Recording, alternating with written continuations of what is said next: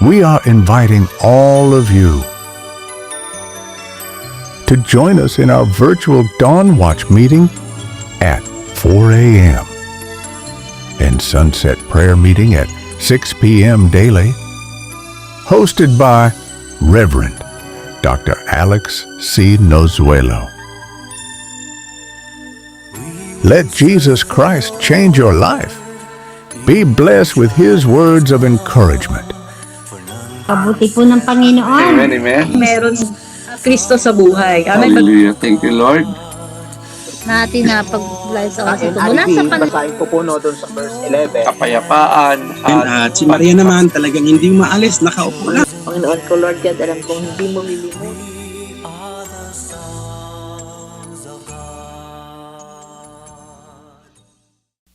For today's Sunset Prayer meeting, Isang mabiyayang gabi po sa lahat ng mga prayer warrior ng ating Sunset Prayer Watch. No? Day 233 na po tayo ngayon sa basa ng Prayer Faith Church Worldwide Ministries Incorporated. At salamat dahil sa patuloy nating ginaganap yung Sunset First Watch Prayer. Gamit po natin ang platform ng Zoom. Salamat sa mga maaga naka-join ay 31 na po tayo ngayon. Okay, salamat sa mga naka-on-cam. Okay, dahil alam ko mas mabilis maubos ang data ninyo. Pero kung naka-wifi naman kayo, okay lang. Okay, mag-alala, hindi mauubos yung data ninyo pag naka-wifi kayo. Pero kapag data talaga, malakas kumain ng data ang ating ginagamit na platform, ang Zoom. Salamat sa ating mga tigapangunan dahil naka-Facebook Live na po tayo ngayon. Hallelujah, salamat sa mga kamanggagawa naka-join na. Naka-join na po si Pemi Susan from POFPG. Praise God.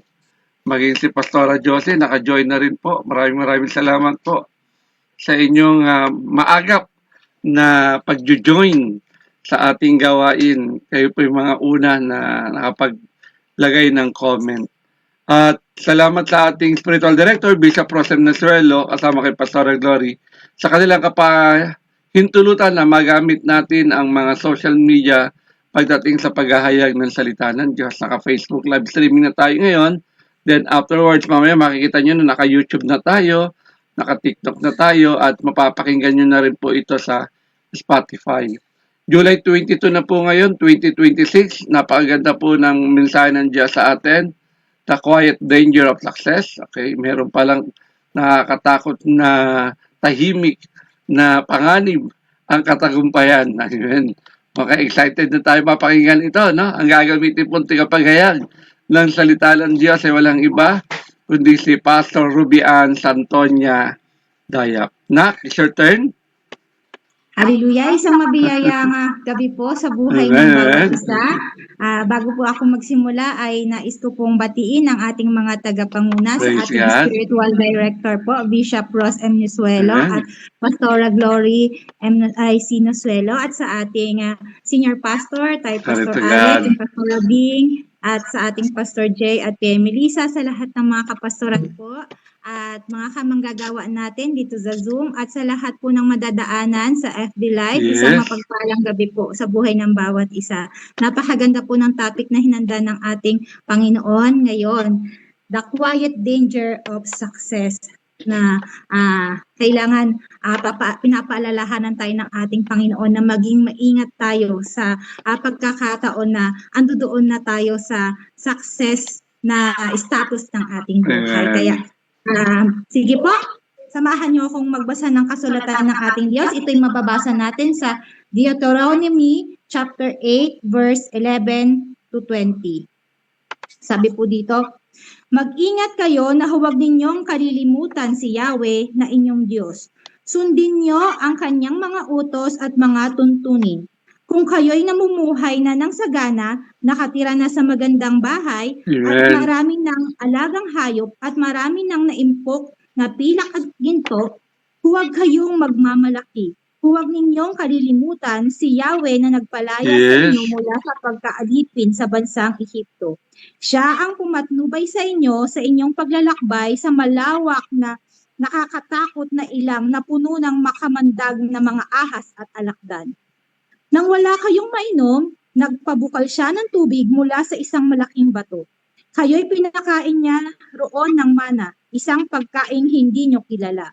Pinaranas niya kayo ng hirap para kayo'y subukin at turuang magpakumbaba. Ang lahat ng iyo'y sa ikabubuti rin ninyo. Amen.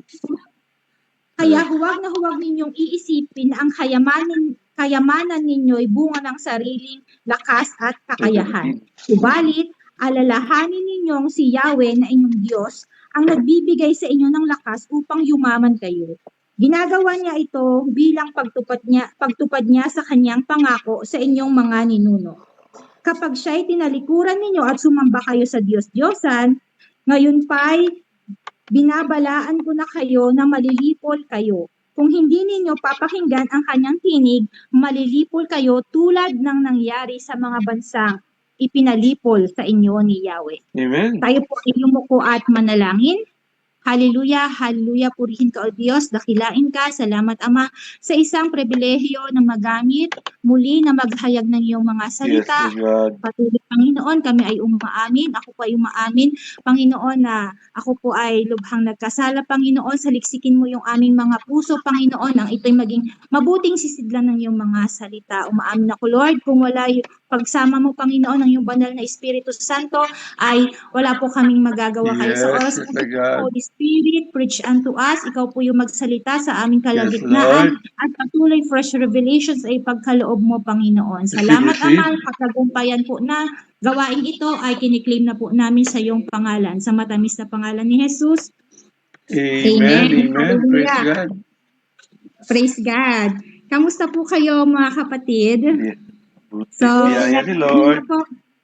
kanina po, di ba, sa mga testimony pa lang, di ba, makikita na natin yung kagalakan, di ba, tsaka yung katagumpayan na pinanagumpay tayo ng ating Panginoon Amen. sa lahat ng bagay. Amen?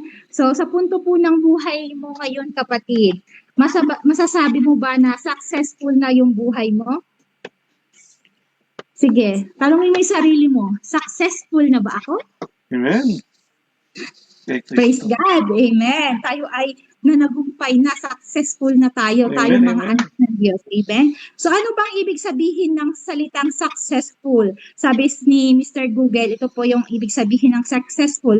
Achieving a desired outcome, reaching a specific goal, or experiencing a favorable result. It often refers to someone or something that has attained wealth, popularity, prosperity in their endeavors. So, ibig sabihin sa madaling salita, ito ay tumutukoy po sa mga bagay na napagtagumpayan na natin, yung success.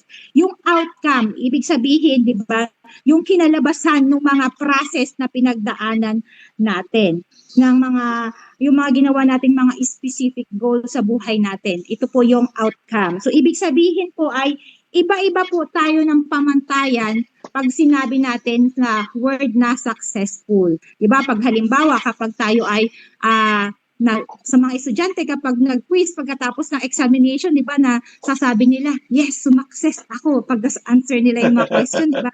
Tapos, kapag tayo ay nakagraduate na ng college, ngayon, panahon na naman ng mga graduation, marami akong nakikita sa newsfeed ko na mga graduate ng college. So makikita natin doon sa nila, thank you Lord, sumakses na po ako, 'di ba? So kapag nakapag-work tayo, 'di ba? Tapos stable na yung ating financial status, masasabi natin na Lord, salamat, sumakses na ako, 'di ba? Tapos kapag meron na tayong bahay, sasakyan, may pamilyang masaya, tas healthy yung family natin. So we considered ourselves as successful na. Pero iba-iba tayo at hindi natatapos yung pag-aim natin sa isang bagay. Amen? So, kung sa ibang larangan, successful na tayo, pero sa ibang aspeto ng buhay natin ay hindi pa patuloy, ipapaganap po ito ng ating Panginoon sa ating mga buhay. Mga kapatid, napansin po ba natin kapag may problema tayo Diba? Parang mas madalas ang pagtawag natin sa Kanya. Amen? Mas madalas tayong nananalangin, mas madalas tayong magbasa ng Bible, diba? Mas madalas nating sinasabi, Lord, tulungan mo ko, Lord, hindi ko kaya. Diba? Lord, kailangan kita.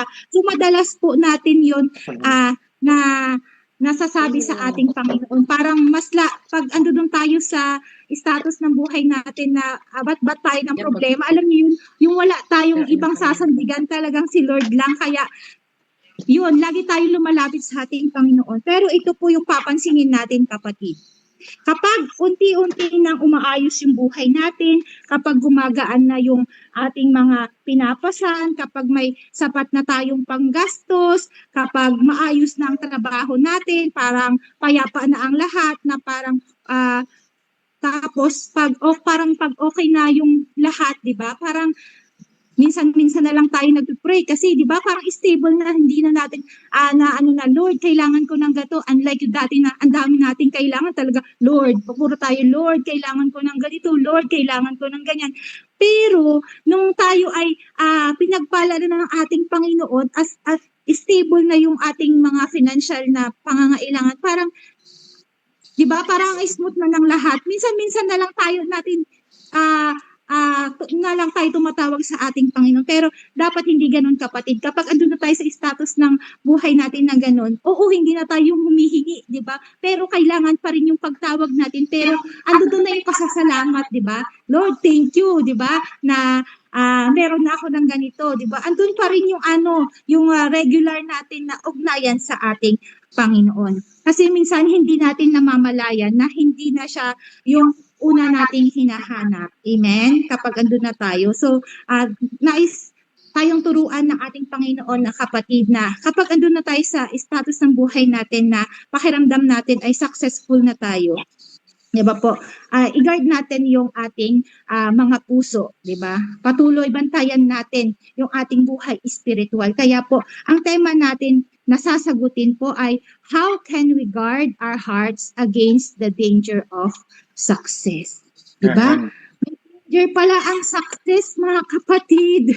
May panganib pala ang pagiging matagumpay. So, aalamin po natin bakit may panganib. Hallelujah. So, number 1 point po natin, mababasa natin sa verse 11. Huwag ninyong kalilimutan si Yahweh na inyong Diyos. Sundin ninyo ang kanyang mga utos at mga tuntunin. So, number 1 point po natin, be careful not to remember God by not obeying His commandments. So, sa teksto po na ating binasa, hindi binalaan ng Diyos ang Israel tungkol sa panahon ng kanilang paghihirap. Sa halip, binalaan sila ng Diyos tungkol sa panahon na magiging maayos na ang kanilang mga buhay. Hindi dahil masama ang pagiging pinagpala. Siyempre, pangako po ng ating Diyos yan sa ating mga buhay. Nabigyan tayo ng buhay na ganap at kasiya-siya. Amen? Sabi ba sa Jeremiah 29 verse 11? For I know the plans I have for you, declares the Lord. Plans to prosper you and not to harm you. Plans to give you hope and a better future. Amen. Plans ng Diyos sa buhay natin, yung pagkalooban tayo ng masaganang buhay. Amen. Pangako niya po. So dito po, pinag-iingat tayo ng Diyos dahil alam niya na ang tao ay madaling makalimot. Kapag komportable na ang mga buhay, kapag pinagaling na ni Lord, di ba? Kapag pinayaman na, nalilimutan na ni Lord, di ba? Kung mapapansin natin, kapag may mga karamdaman, kasakitan, di ba? Maraming nagpapa-pray over, di ba? Maraming nangangako, Lord, pagalingin mo ako, maglilingkod ako sa iyo. Pero kapag sila ay pinagaling na, wala na, di ba? Hindi na natin makita. Hallelujah. Pero salamat sa awat abag ng ating Panginoon, pinaparanas sa kanila ng ating Diyos yun. So ito po ang tatandaan nating kapatid. Ang pagkalimot sa Diyos ay bihirang mangyari sa isang iglap lang. Pera na lang pag nagkaroon po tayo ng amnesia, amen? Makakalimot talaga tayo. Pero yung sa ating normal na buhay, ang pagkalimot sa mga tuntunin ng Diyos ay hindi abrupt magsisimula, ay hindi abrupt, bigla na lang natin nalimutan. Ito po ay nagsisimula sa maliit na bagay. For example po, nababawasan ang oras natin sa ating pananalangin, di ba? Yung pagbabasa po natin ng salita ng Diyos, hindi na yung katulad ng dati, di ba? Hindi ka na nakakapag-devotion kay Lord. Pag nagpe-pray tayo sa gabi, di ba? O, ang amen na natin, kinabukasan na ng umaga. Hallelujah. Alam mo Nakatulog yun, na. sa sobrang busy ng mga pinaggagawa natin sa buong maghapon, yung buong kapaguran natin, pag magpe-pray tayo, di ba? Amen na natin. Kinabukasan na, umaga na. Alam niyo po bakit ko nasasabi? Nangyari po kasi sa akin yan. Hallelujah. Nung ako ay napaka-busy, di ba, na maglingkod sa mga tao. Sobrang pagod, sobrang busy. Kapag ako ay mag-pray paggabi, naranasan ko one time. Talaga po, paggising ko ng umaga, ayun, nakaluhod pa din ako. Di ba? Yun na yung amen ko paggising ko ng umaga, di ba? So, alam niyo po, na patuloy sa paglilingkod natin sa ating sa harapan ng ating Diyos, piliin natin kung saan tayo mas lalong mapapalapit sa Kanya. Kaya nga po, yung sitwasyon ko ngayon na malapit ng election, so maraming kumakausap sa akin na balik daw ako sa sabi ko, ay hindi na talagang ang laking no. Sabi ko, ay hindi na po sa ang sarap kaya po, 'di ba, na ang sarap gumising sa umaga, 'di ba? Na si Lord yung kausap mo, hindi ka nagmamadali. Hindi ka mag-rush, yung ang kakausapin mo, kasama mong mananalangin, yung mga magigiting na lingkod ng ating Diyos, doon pa lang mapapalakas ka na, hindi ba po? So, wala kang kailangan deadlines na hinahabol. Ang sarap sana. na gano'n, na sa lahat ng pagkakataon ng Diyos. Tapos nung simula po ay hindi talaga madali, lalo na po ako as testimony ko po, ay talaga po weakness ko talaga yung pagtulog ko. Alam mo ni Pastor Alex na kapag ako ay preacher, minsan ako ay nalilate o minsan dito pa talaga ako nagigising. Lahat talaga po itong mga cellphone namin naka-alarm. Kailangan pa akong yugyugin ng asawa o ng anak ko para ako ay magising. Ganun po. Pero sa biyaya Praise habang God. ng ating Panginoon, di ba? Yung regular natin na ginagawa sa buhay natin, pag naging habit na natin, di ba? Yung Holy Spirit na yung Totoo yan. magigising sa atin. Nauna pa sa cellphone. Mangga sa bubong, bigla na lang may magpapasok na pusa para magising ka, 'di ba? Kaya kapag talagang inuna natin yung ating Panginoon sa lahat ng pagkakataon, ay siya yung Diyos na magbabago sa buhay po natin. At ito po yung tatandaan natin. Tayong mga anak ng Diyos at mga lingkod na ng ating Panginoon, alam niyo po, ang kaaway, hindi na niya po tayo tutuksuhin o ilalagay sa sitwasyon na mapapasama tayo. Hindi niya na po tayo uudyukan ng masasamang bagay para mapalayo tayo sa ating Panginoon. Hindi niya na tayo uudyukan na magsugal ka, maglasing ka, o kaya gumawa ka ng kung ano-ano para mapasama ka.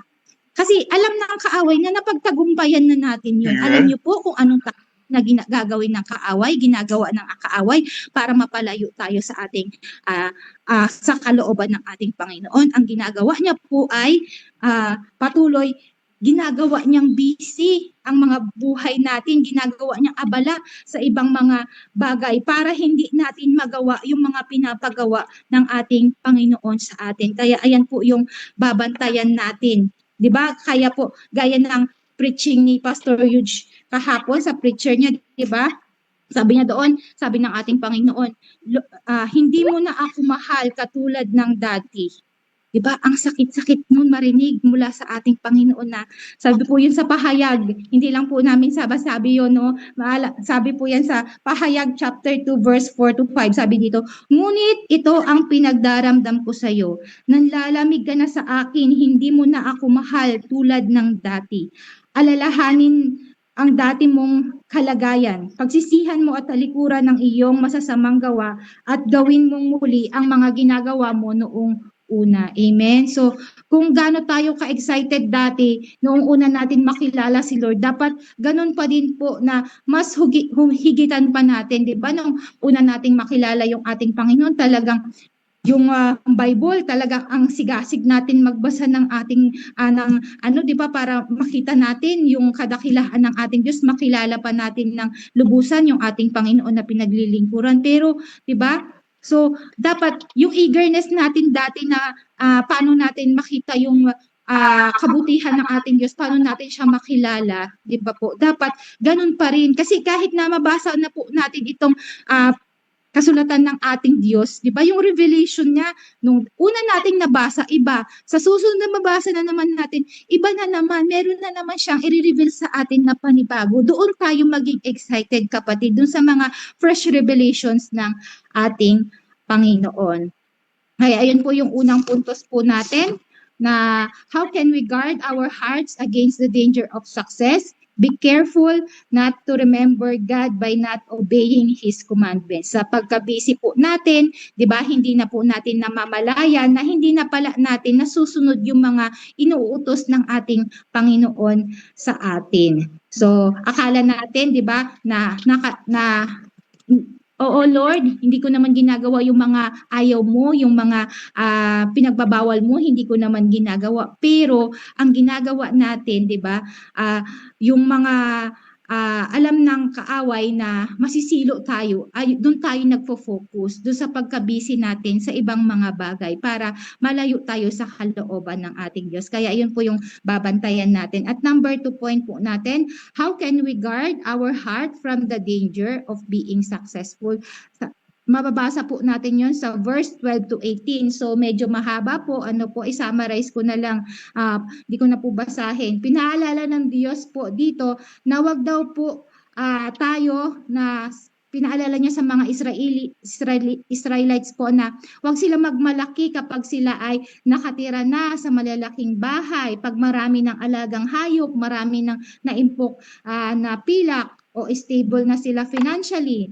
Laging alalahanin daw nila si Yahweh ang nagpalaya sa kanila sa pagkaalipin sa Ehipto, na pumatnubay sa kanilang paglalakbay. Iniligtas sila sa makamandag na ahas at alakdan, yung nagpabukal ng tubig sa malalaking bato at nagpakain sa kanila ng mana. At sabi dun sa 17 at saka 18, kaya huwag ninyong isipin na ang kayamanan ninyo ay bunga ng sariling lakas at kakayahan. Subalit alalahanin ninyong si Yahweh na inyong Diyos ang nagbibigay sa inyo ng lakas upang yumaman kayo. Hallelujah. Purihin po yung ating Diyos. Sabi niya dito, ginagawa niya ito bilang pagtupad niya sa kanyang pangako sa inyong mga ninuno. So kaya huwag po nating iisipin na ang mga kayamanan po na nakakamtan natin ay bunga ng sarili ng nating lakas at kakayahan. Kaya ngayon kapatid, sa oras na ito, nais ipaalala ng ating Panginoon, di ba? Kasi dito sa pinaalala ng ating Diyos yung naging buhay ng mga Israelita, kung paano sila pinagpala ng ating Diyos at paano sila sinamahan. Sa mga oras na ito kapatid, nais ipaalala ng ating Panginoon kung paano niya binago yung buhay natin. Natatandaan mo pa ba kapatid kung ano yung sitwasyon mo dati nung hindi mo pa kakilala yung ating Panginoong Hesus? 'Di ba? Tapos habang tinanggap natin siya bilang ating Panginoong sariling Panginoon at sariling tagapagligtas, paano yung naging pagkilos, paano niya binago yung ating mga buhay? Sige, isipin mo kapatid, mag-reminisce tayo. Sabi ng ating Diyos, remember pwede po ba tayong pumikit ng ilang saglit? Sige, pikit tayo.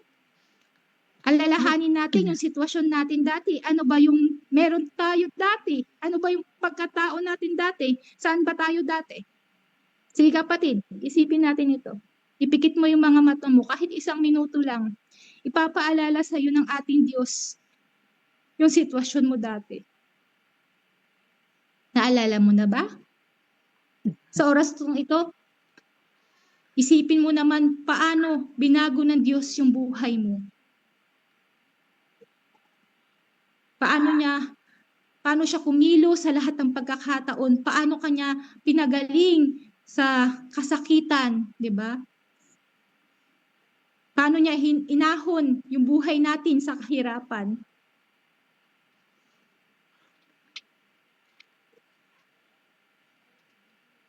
Amen. Hallelujah. Hallelujah. Purihin ka, O Diyos. Di ba po? Ang sarap po isipin ang sarap alalahanin yung pagkakataon nung una, 'di ba? Nung una nating makilala yung ating Panginoon. At 'di ba po, ang sarap na isipin kung paano niya tayo ginabayan sa paglalakbay natin sa disyerto ng buhay natin. Kung paano niya tayo inahon sa pagkakaalipin sa kahirapan. Kung paano niya tayo pinagaling sa ating mga kasakitan. Kung paano niya tayo pinagtanggol dun sa mga tao na tumutulig sa atin. Ganon tayo kamahal ng ating Panginoon, kapatid.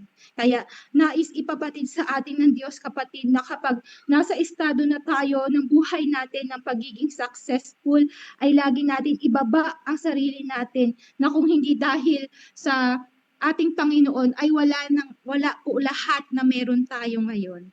Ito yung isa sa panganib ng tagumpay. Kapag sunod-sunod po ang ating mga tagumpay, madali nating isipin na ang lahat ng ito ay dahil sa ating sariling talino, kasi kaya ako successful, kasi matalino ako, kasi masipag ako, kasi madiskarte ako. Kapag laging ganun yung nararanasan natin, parang ano ba natin sa sarili natin, parang inaano natin sa sarili natin na dahil sa sarili nating lakas. Pero nais ipabatid sa atin ng ating Diyos na wala ng lahat ng yan kung wala yung dakilang pagsama niya sa atin. Nakakalimutan natin ang lakas nating magtrabaho, ang kalusugan, ang karunungan, at ang bawat oportunidad na dumarating ay pawang kalooban ng ating Diyos. Ito po yung tatandaan natin, mga kapatid, na walang tao ang tunay na matagumpay nang hiwalay sa kalooban ng Diyos. Amen? Kung feeling nila successful sila, hindi totoo yun. Kasi ang tunay na successful dito sa mundo ay tayo na nakaugnay sa harapan ng ating Panginoon. Amen? Kasi ang successful natin, yung pagiging matagumpay natin, hindi lang pang lupa. Diba? Hanggang panlangit po ang ating katagumpayan. Amen? Hallelujah. Sabi po sa Matthew chapter 16 verse 26 to 27, sapagkat ano ba ang mapapala ng isang tao, makamtan man niya ang buong daigdig, ngunit mapapahamak naman ang kanyang sarili. Ano ba ang maibabayad ng isang tao para mabawi niya ang kanyang buhay? Amen. Na tunay sa isang iglap lang, kapatid, 'di ba? Kayang kunin lahat ni Lord kung ano yung meron tayo. Kaya wala tayong maipagmamalaki sa ating Panginoon. So, pumunta na po tayo sa ikatlong puntos natin. How can we guard our heart from the danger of being successful? Number 1 point natin kanina, be careful not to remember God by not obeying His commandments. Number 2, be careful to remember that God is the source of everything. Number 3 point, be careful to remember that we must worship Him as our only God. Amen. Alam natin na noong panahon nila, ng mga Israelita po, noong unang panahon, marami po ang sumasamba sa mga Diyos-Diyosan. So, yung Diyos-Diyosan po nila ay literal na mga gawa ng mga kamay na niyuyukuran po nila. Ngunit sa panahon po natin ngayon, tayong mga Kristiyano ay pinalaya na ng Diyos, di ba po, sa mga pagsamba sa mga Diyos-Diyosan na nililok ng kamay. Tayo po ay na po doon, pinalaya na ng ating Diyos. Pero kapatid, sa panahon natin ngayon ay hindi lang naman po yung bagay na yan ang kinukonsider natin na Diyos-Diyosan sa buhay natin. Ano ba yung ibang mga Diyos-Diyosan? Ito po yung pagsamba sa pera, di ba? Na mamanipulate na tayo ng pera. Dapat tayo ang manipulate sa pera. Amen? Hindi tayo yung i-manipulate ng pera. Yung katanyagan, mga kayamanan. Bakit masasabi natin na Diyos-Diyosan ang mga bagay na ito? Kasi dinidiktahan na tayo ng mga pwede nating gawin sa buhay natin. At nalilimutan na natin ng mga bagay na ito ay dahil lang po ito, kaya natin nakakamtan ito dahil po ito doon sa pagsunod natin sa kalooban ng ating Diyos. Amen? So, meron lamang po akong isang illustration sa inyo. Dito ko na po pang wawakasan yung sa isang illustration ko. Sabi, meron pong mag-asawa na nakatira sa dalampasigan. Sila po ay mangingisda at yung tatay po, ang trabaho niya, di ba po, kapag ang mangingisda po, madaling araw sila lumalaot. Tapos, ay hapon sila lumalaot, tapos ang ano po nila, pagdating nila umaga naman. Tapos kapag umaga ititinda yung nung huli niya, ititinda ng asawa niya, tapos magpapahinga lang siya sandali, maglalaro na sila ng mga anak niya. Tapos kapag Sunday po ay may pumupunta, may dumadalaw na pastor doon at nag-share ng salita ng Diyos. So ibig sabihin, mananampalataya na po sila. Tapos isang araw, meron po isang negosyante na nagpunta doon. Tapos nakita na masaya silang naglalaro nung anak niya, yung tatay, nilalaro niya yung dalawa niyang anak. Tapos, ang bahay po nila, simple lang, pero yung alam niyo po yung payak, yung ganon. So, hindi naman nagkukulang. So, ganon po yung, ano nila, yung way ng kanilang pamumuhay. Tapos yung negosyante, sabi niya dito sa lalaki, sabi niya ganyan, gusto mo ba lumaki ang pera mo, lumaki ang kita mo? Sabi niya ganyan. Siyempre, sino ba naman ayaw ng malaking pera at saka malaking kita, di ba? Sabi niya, o ano po ang gagawin ko? Sabi niya ganyan. Meron ba kayong naiisip na paraan? Sabi ng mangingisda. Sabi niya, ipagbili mo yung bangka mo at mangutang ka sa bangko, sabi niya ganyan. At mamuhunan ka, sabi niya, bibili ka ng malaking bangka, yung lansya. Tapos 5 to 10 years, habang ko ikaw kumikita dun sa lansya, sabi niya ganyan, mababayaran mo na yun, sabi niya. Tapos sabi ng lalaki, pagkatapos ko pong mabayaran yung utang ko sa bangko, sabi, di magkakaroon ka na ng masayang pamilya, makakapunta na kayo sa iba't ibang lugar, sabi niya ganyan. Di ba ang saya-saya nun, may papasyal mo na yung asawa mo, yung mga anak mo, sabi niya ganyan. Tapos, sabi nung, kaso lang, parang, kasi di ba pag lansya po, lingguhan po yon. So, ang daong po nila sa dalampasigan ay, tas magbebenta araw ng linggo. Sabi niya, ay, araw ng linggo. Sabi niya ganyan, hindi ako pwede noon kasi nga, ayun po ay may pumupunta sa aming pastor, kami po ay sumasamba sa Diyos. Sabi niya ganyan.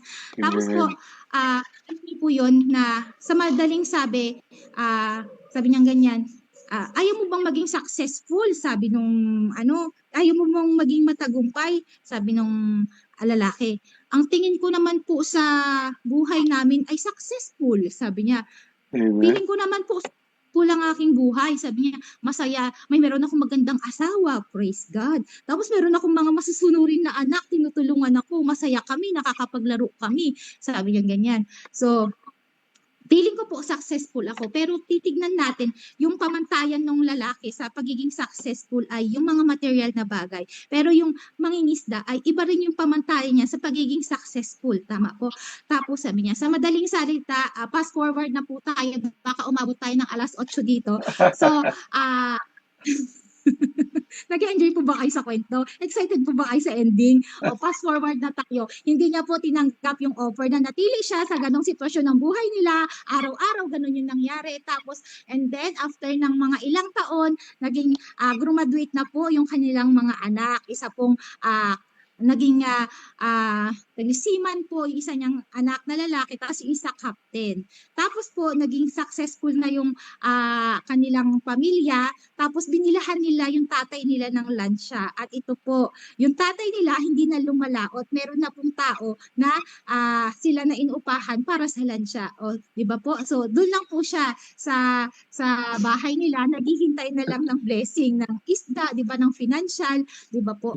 Kaya, sarap na wag tayong magmadali doon sa success, sa tagumpay na nais ipagkaloob sa atin ng ating Panginoon. Wag tayong masisilaw doon sa mga ino-offer ng mundo sa buhay nating ito. Dahil tingnan po natin kasi 'di ba, hindi niya kinompromise yung sitwasyon ng buhay nila, yung pagiging, kasi feeling niya sa kanya successful na yun. Kaya hindi na oras, hindi na sayang yung oras, hindi na compromise yung oras niya na hindi makasama yung mga anak niya, kasi kapag grinab niya yung opportunity na yun, isang linggo siyang wala sa bahay nila, hindi niya na magagabayan yung mga anak niya, hindi na niya mabibigyan ng panahon para makapaglaro sila. Pero 'di ba, dahil tapat yung ating Panginoon sa kanya, pinakita ng ating Diyos na sa lahat ng pagkakataon, siya yung Diyos na magkakaloob ng lahat ng bagay na ninanais natin, di ba? Yung tingin ng mundo na successful, di ba?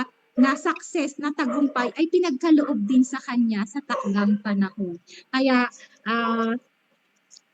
sa oras po ito, dadako na po tayo sa ating conclusion. So mga kapatid, alam niyo po na pinagtatagumpay tayo ng Diyos dahil siya ang Diyos na tapat sa kanyang mga pangako. Amen. Sa kanyang mga kaya tayo nagtatagumpay, tapat yung ating Diyos sa mga pangako niya sa kanyang mga lingkod. Kaya mga kapatid, kapag tayo ay pinagtagumpay na ng Diyos sa iba't ibang aspeto ng buhay natin, ay wag po, ito yung maging sanhi na maramdaman ni Lord na hindi na natin siya kailangan. Bagkus mas lalo pa natin gawin ang best natin sa katapatan ng Diyos sa buhay natin. Ito pong tatandaan natin, dahil ang tunay na panganib ay hindi ang mawalan ng biyaya, kundi ang makalimutan ang tunay na nagbibigay ng biyaya. Purihin po yung ating Panginoon. At sa oras po ito, tayo po ay umuuna at panalangin. Hallelujah, hallelujah.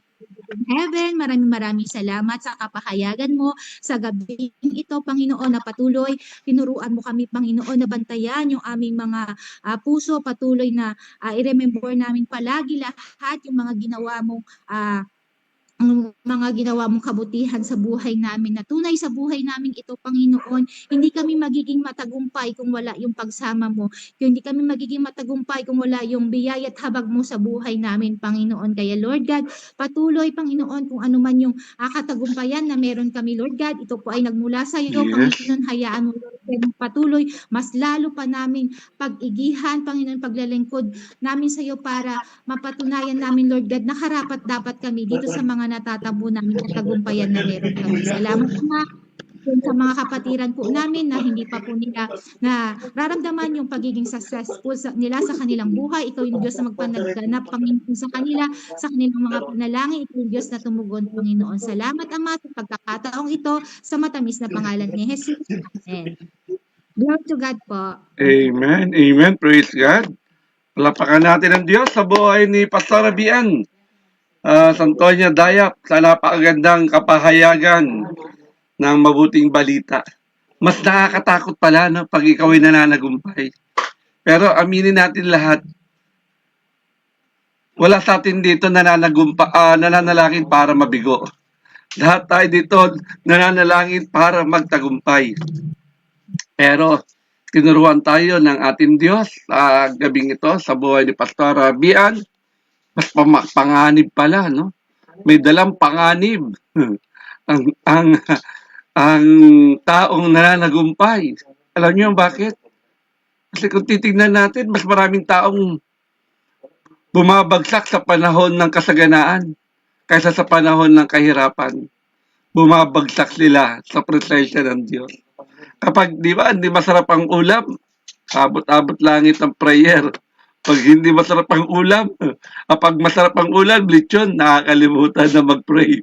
Hallelujah. Kaya mahirap talaga, kapatid. Kapag hindi na tinaunawa ng salita ng Diyos, madadaya tayo ng kaaway. Dumadaan tayo sa maraming problema, mas madalas dumulod tayo sa harapan ng Diyos. Nananalangin tayo lagi sa Diyos. Pero kapag komportable na ang buhay, yun na. Nanlalamig na ang kanyang relasyon sa harapan ng Diyos. Para bagaan sabi, ba't pa ako magpipray?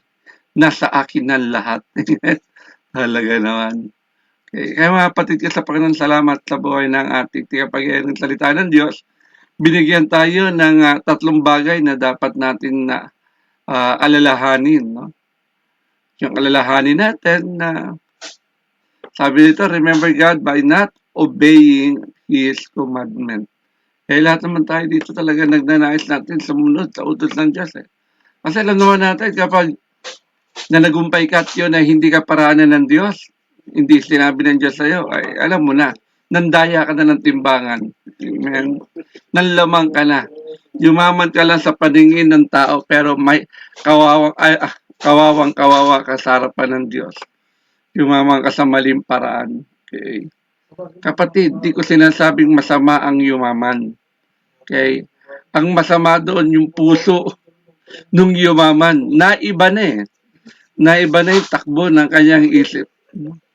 Parang yung umani ng sagana, yung maraming inani, di ba? Sabi nung lalaking mayaman na yun, nung siya'y umani,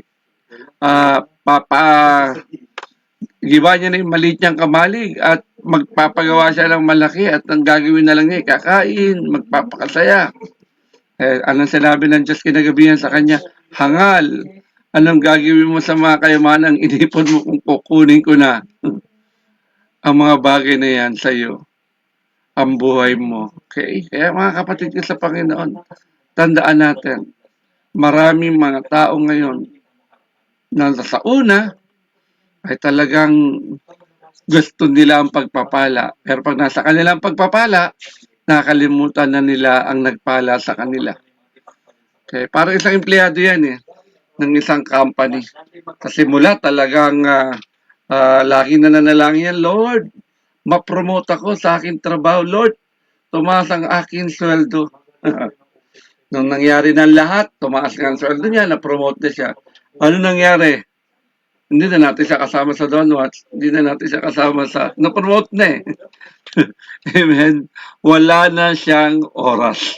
Nakakalungkot, no? Okay? Nakakalungkot. Nung hindi pa siya napopromote, lagi siyang nakakasama sa gawain ng Diyos. Nung pinagyaman na siya ni Lord, okay, wala na. Lumipat na ng simbahan. Hallelujah. Nakakalungkot isipin. Yung mga kapatid ko sa Panginoon, habang dumarami ang ating pagpapala, dapat lalong lumalalim ang ating buhay, pananampalataya at pagsunod sa harapan ng Diyos. Tandaan natin yan. Yung mga kapatid ko sa Panginoon, sa tatlong bagay na itinuro sa atin ng Diyos, sa buhay ng ating tigapaghayag ng salita niya, tandaan natin ito. Mag-ingat tayo. Baka iba na ang sinasamba natin. Okay. Hala natin, mga idols lang, no? Baka maya, pati trabaho mo, hindi mo na mabitawan. Okay. Meron, di ba, kwento doon sa lalaki mayaman? Sabi niya, anong ginawa niya doon sa yung binatang mayaman sa Marcos chapter 10, verse 17? Nakita naman natin yung kwento niya, tama po ba? Hindi niya magawa makasunod Dahil may inutos sa kanya, parang mahirap niyang gawin. Kapatid, huwag kang mag-alilangan. Pag sinabi ng Diyos, salita ng Diyos, sumunod ka lang. Amen. At pagpapalain ka niya. Kaya tandaan natin, ang mensahe na atin narinig ngayon ay isang babala at paalala sa ating mga mananampalataya. Okay? Hindi ang tagumpay ang problema. Ang puso natin habang tayo ay namamayagpag. Napapalayo na tayo sa harapan ng Diyos. Huwag natin kakalimutan. Kaya ng sinabi ng ating preacher kanina, huwag mong sasabihin, yumaman ka ang dahil sa galing mo, sa talino mo, sa kakayahan mo, sa sipag at tiyaga mo. Huwag mo rin sasabihin yun. Ano pala, pastor? Okay, sabihin mo, may Diyos na nagpayaman sa iyo. Tama po ba? Kaya sabi nga doon sa 17 kaya huwag ninyong iisipin na ang kayamanan ninyo'y bunga ng sariling lakas at kakayahan. Basta subalit alalahanin ninyong si Yahweh na inyong Diyos ang nagbigay sa inyo ng lakas upang yumaman kayo. Yan nakakalimutan ng maraming yumaman Ginawa niya ito bilang pagtupad niya sa kanyang pangako sa inyong mga ninuno. Pangako naman talaga ni Lord sa atin yan na tayo kanyang pagpapalain. Thank you for watching. Celebrate with us at Shabbat Shalom every first Friday of the month at 5:30 in the afternoon, and monthly pastors gathering every third Friday of the month at 5:30 in the afternoon. Join us at Zoom. Watch our videos via YouTube, Facebook, and Spotify. Thank you, and God bless.